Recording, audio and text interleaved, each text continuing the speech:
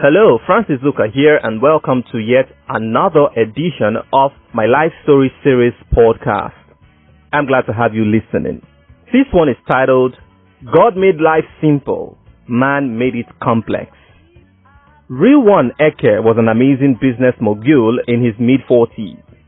He had his interests sunk deep in the commodities importation sector and was doing amazingly well for himself.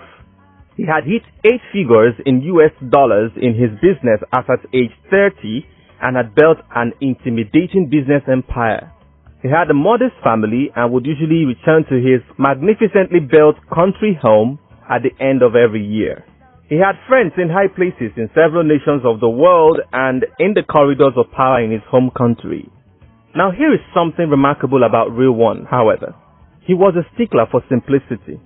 You have to have known him in person to be able to recognize him as a wealthy person in a public gathering. He drove lower middle class but very clean cars and dressed in very moderate attire. No siren, no motorcade, no escorts when he went around. He wouldn't want to attract any attention at all. He learned that principle from his late uncle, who was reckoned an icon of wisdom in his community.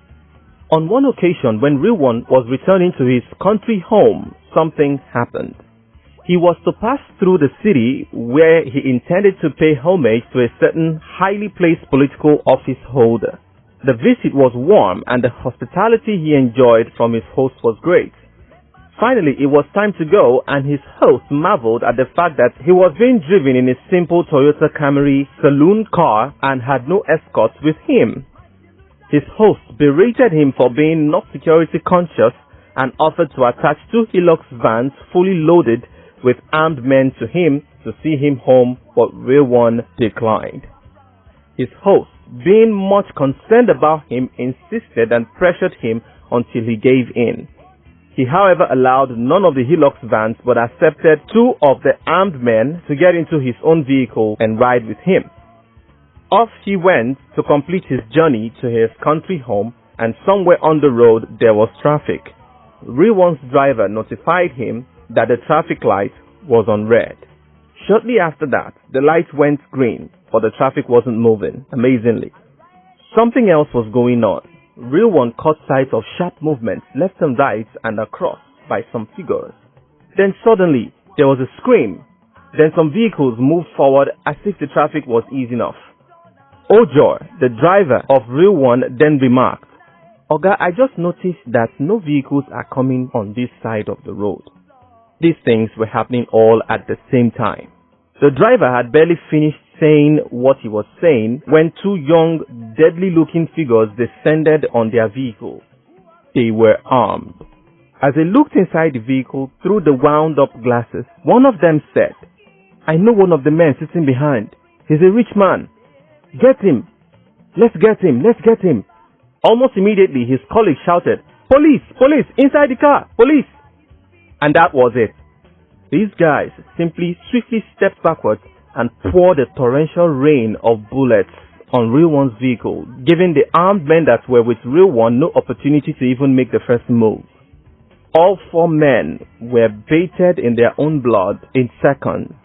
All 4 men were murdered in cold blood. They were all dead. Story has it that these guys were actually kidnappers on their way to drop a victim whose ransom had been paid.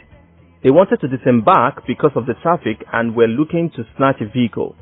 Moving from vehicle to vehicle, one of them recognized Real One as a rich man and quickly figured out he makes for a highly rewarding kidnap value, and the ransom will really be handsome. The problem, however, was that the victim had armed men with him, who naturally won't go down without a fight. The assailants went into self-defense mode, and the rest, as they say, is history. Now notice this. For years, this man has been doing his thing his way, and it must have preserved him in many more ways than he may ever come to know. The government officer cried. He lamented when he heard the sad news. What if he just allowed the Real One to go his way the same way he came? What if there were no armed men with him? Maybe he would just have been kidnapped. Ransom will be paid, and he would leave yet again to make much more money than he already had.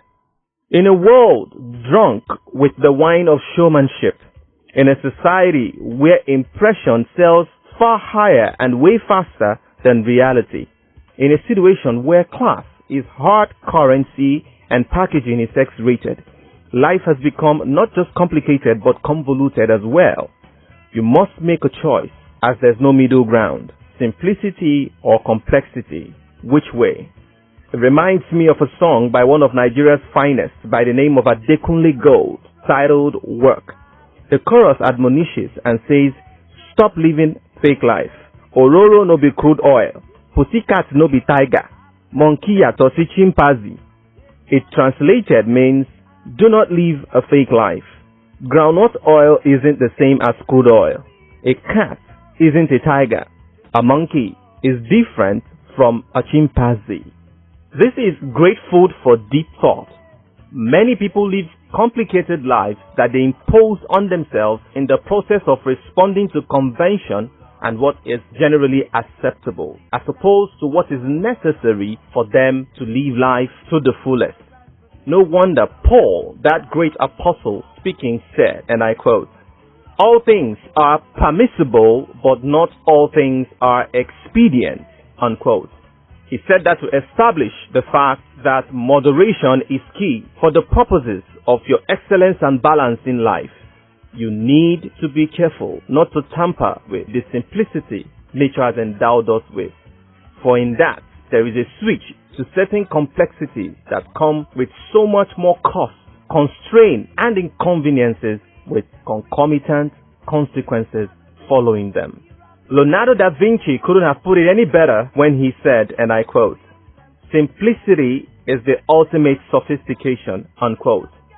Finally, I say to you, if simplicity is by far superior to complexity, why choose to be complex when it is way cheaper, better, sweeter, and faster to be simple? Think. I'll see you again in my next edition of my Life Story Series podcast. In the meantime, kindly share if you have learned a thing or two from this podcast. And don't forget to follow me on my social media handles at Uka Francis on Twitter, Instagram, Facebook, and LinkedIn to get more of this podcast. Also, you can join our Telegram channel by clicking the link on this post, or you can also search Market Shift Africa on Facebook and send an invitation to join, and you will be accepted.